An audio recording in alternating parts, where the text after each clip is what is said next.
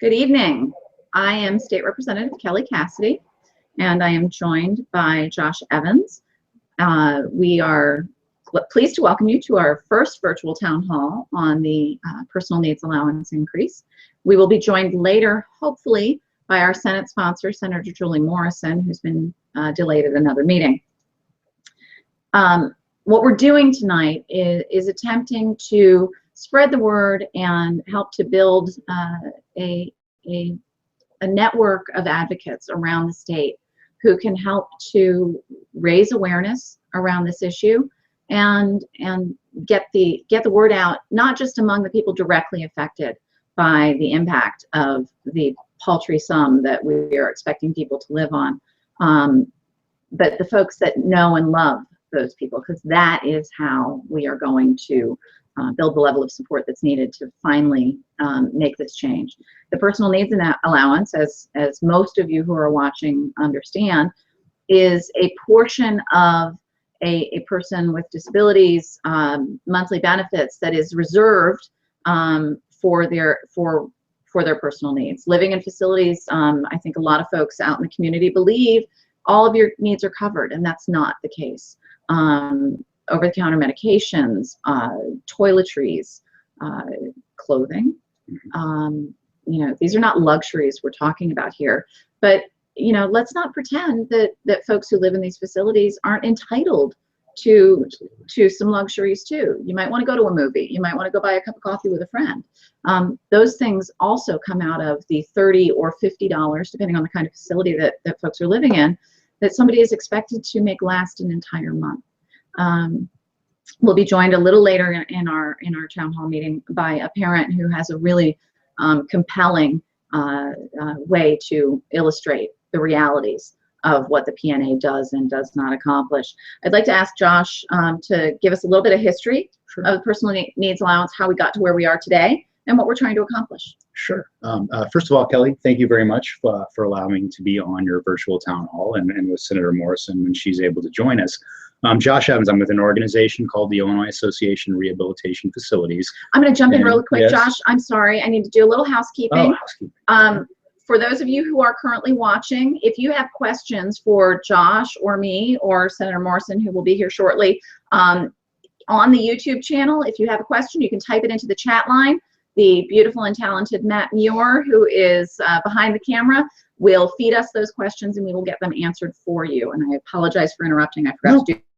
That's okay. So now take it away. Sure. We represent across the state of Illinois a number of not-for-profit, community-based providers serving children and adults with intellectual and developmental disabilities and mental illnesses. And about 3 years ago, although I would fully admit that the addressing the personal needs allowance issue has been a long-standing priority of our organization, we really wanted us to focus some efforts on trying to do something about this issue.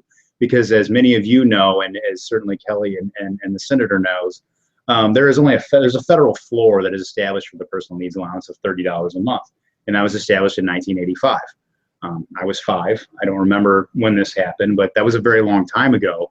And certainly I don't think anybody could argue that a $30 personal needs allowance gets you much by way of addressing or purchasing personal hygiene items, books, things that an individual would need to live and recreate in the community. And in 1994 was the last time actually when there was an increase established for residents in the group home, the CILA program. So we've had that bit of an inequity for a number of years in terms of 30 in one setting, 50 in another. And I'm certainly pleased and thankful that due to the efforts of Representative Cassidy, Senator Morrison, and a few other legislators in the General Assembly, that due to their advocacy and many of your support back in your communities, we finally did something about that for the first time in decades in terms of getting to $60 a month in both settings.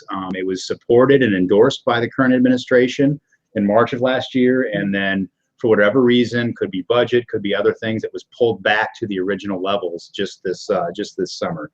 So what I want to do is express my thanks and my organization's thanks to you and the Senator for taking up this issue again and sort of being cognizant of the environment we're in and deciding that we should advance legislation that sets this in statute, that provides for a fair and equitable personal needs allowance that grows over time and probably wouldn't be maybe subject to the whims of the politics that we're all dealing with here in Springfield. Right. What we're looking for in these bills is a solution that can't be reversed on someone's whim. And that's critically important. Families need that kind of certainty and that kind of dignity, frankly. Absolutely, absolutely.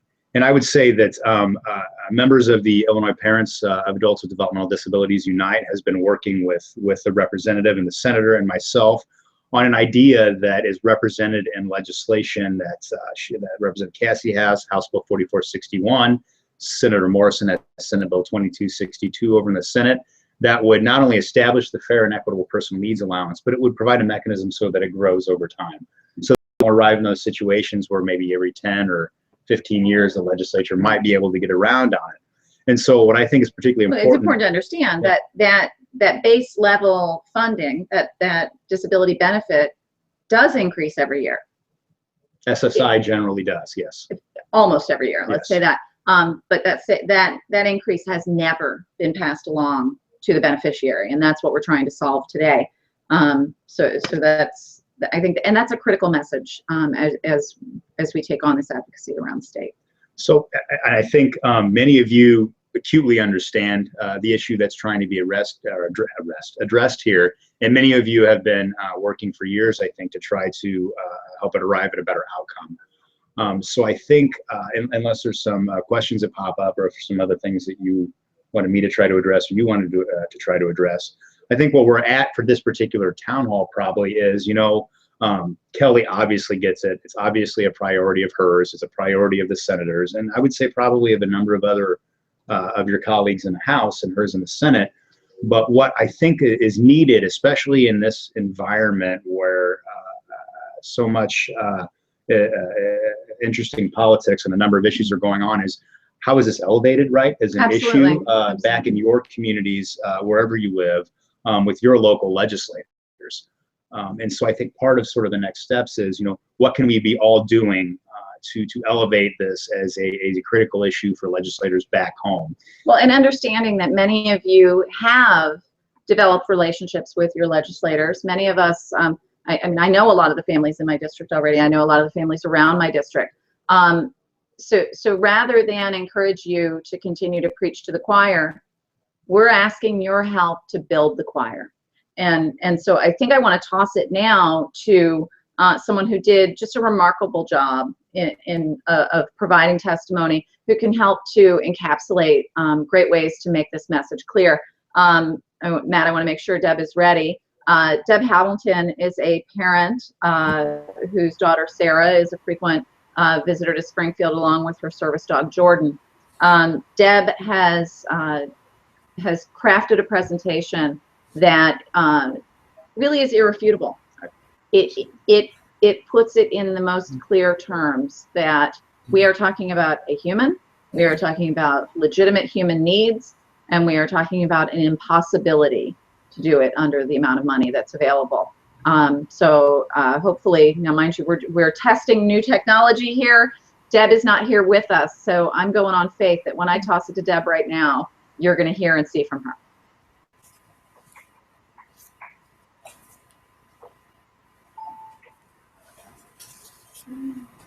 Okay, are we set up?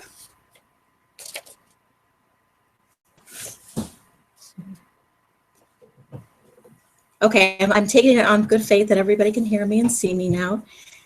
When I first found out about the P&A situation, since my daughter isn't in a CILA, I wasn't really sure what it meant. So my daughter Sarah and I went to Target in Springfield, and we pushed a cart around Target and filled it up with the items that it would take to keep my daughter clean and dry for an entire month. And we bought just the very, very basic necessities.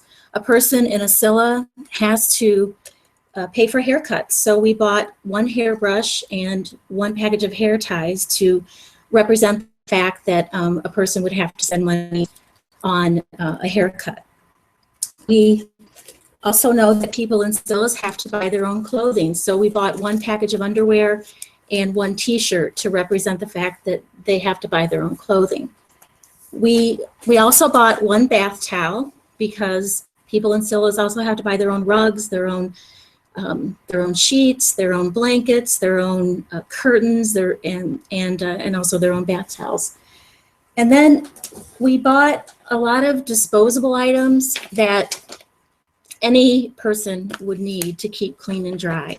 Just the very basics: deodorant, toothpaste, shampoo, conditioner, Kleenex, that kind of thing. These are all disposable. The dollar amount that we spent was $99.17, twice what the P&A is. Currently, when a person receives an SSI check in the amount of $733, all but 7% of it goes to the state. The person is left with only 7%. It does not cover, doesn't even come close to covering what a person would need to stay clean and dry. And it doesn't approach what they would need for hobbies, for transportation, for any recreation, unmet dental needs, unmet medical needs. If they want to save for a funeral, none of that would be covered. So we think it's fair, and we think it's reasonable for an SSI check to still go mostly to the state, but for about 15% of it to stay with the individual. I think that's fair. I think it's equitable. It certainly would be enough to cover the very basics, and also some of the extra things that can't even be covered now.